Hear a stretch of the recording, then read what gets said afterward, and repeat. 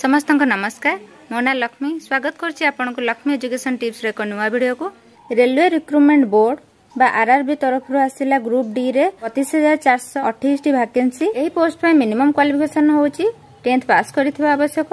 एही पोस्ट पय age limit बा बयस सीमा होछि 18 वर्ष रो 30 वर्ष। एही पोस्ट पय SC ST PWD women and ex service मानक पय एप्लीकेशन फीस रहउछि 250 टंका।